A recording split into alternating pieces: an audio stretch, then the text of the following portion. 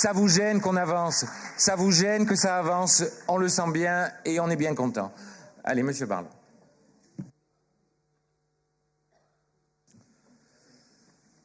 Merci, monsieur le maire.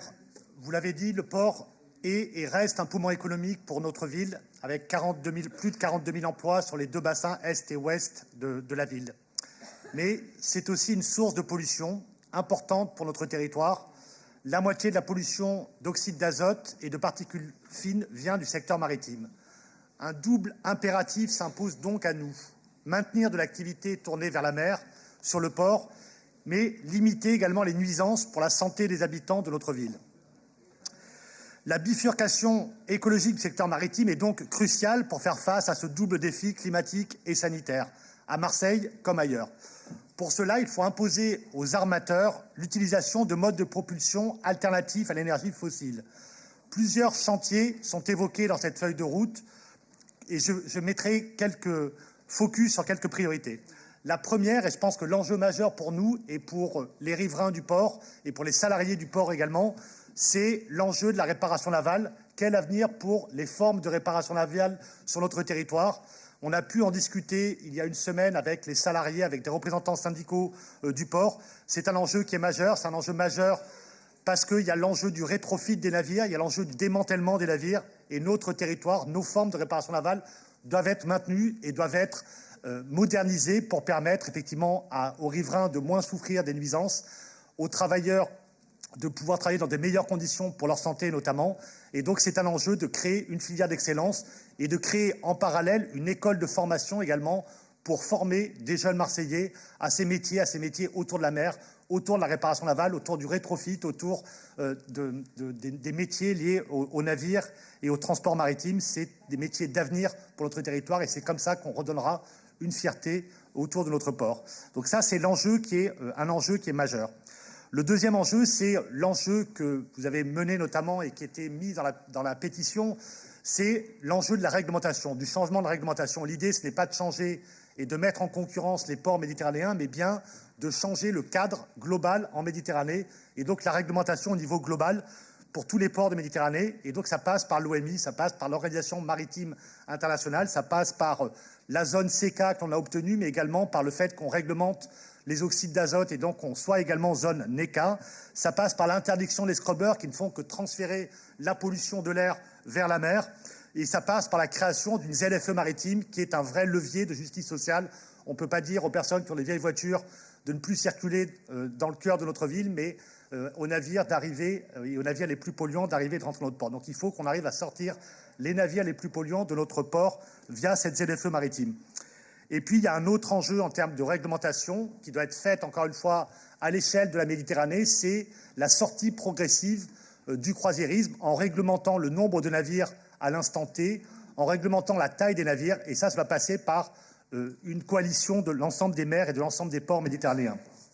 Ça, c'est l'enjeu au niveau de la réglementation et de la métamorphose de cette réglementation. Il y a également un enjeu sur l'énergie. Le port peut être un port d'avenir sur les énergies renouvelables marines. On pense bien évidemment à l'éolien offshore au large de Fos. On pense également à l'énergie houlomotrice qui pourrait être expérimentée le long de la digue du Large, par exemple, ou le long d'autres digues du grand port maritime de Marseille sur les bassins est ou ouest. On pense également au développement des boucles de thalassothermie qui sont précieuses pour rafraîchir et pour réchauffer les immeubles de notre territoire et qui créent de l'énergie renouvelable à peu de frais et extrêmement locale. Et puis, c'est essentiel également, il faut qu'on freine les data centers sur notre territoire qui ont un impact énergétique extrêmement négatif et qui prennent du foncier sans produire d'emplois sur le port et notamment sur notre territoire. Donc c'est essentiel d'arrêter l'émergence de data centers sur notre territoire qui sont des gouffres énergétiques et qui se livrent à de la prédation foncière. Il y a un autre enjeu qui concerne les flux logistiques et le fait que l'on sorte du tout camion, notamment sur les bassins est, mais également sur les bassins ouest, où on continue à faire des infrastructures routières alors qu'on devrait développer le fret ferroviaire, mais également fluvial. C'est un enjeu qui est essentiel. Et puis sur l'arrière-port, on a encore cette chance d'avoir des friches qui peuvent offrir demain pour la relocalisation de notre économie des pôles d'emploi, des pôles industriels, autour d'écosystèmes locaux, autour d'écosystèmes industriels locaux et low-tech. Et ça, je pense que c'est essentiel d'avoir une économie qui se tourne plus vers notre territoire en créant des nouvelles activités. Sur les nouvelles activités justement liées au port et à des parties du port, le J4, on a entendu récemment que le projet de croisiérisme de luxe sur le J4 pourrait être abandonné. En tout cas, les porteurs de projet ont jeté l'éponge.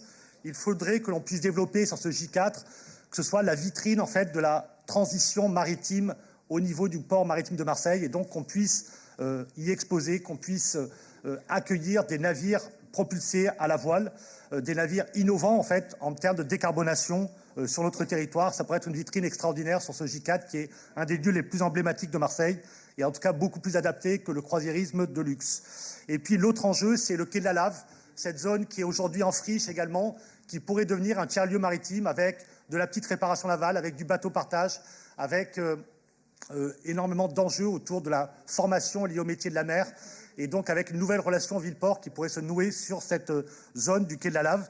Ça, pour moi, c'est un enjeu qui est également majeur. Il reste le financement. Madame Savon, je vous entends dire que c'est extrêmement important et que vous regrettez le fait que nous ne soyons pas allés sur le sommet, en fait, le Blue Maritime Summit, qui est un sommet qui est organisé par le lobby de la croisière.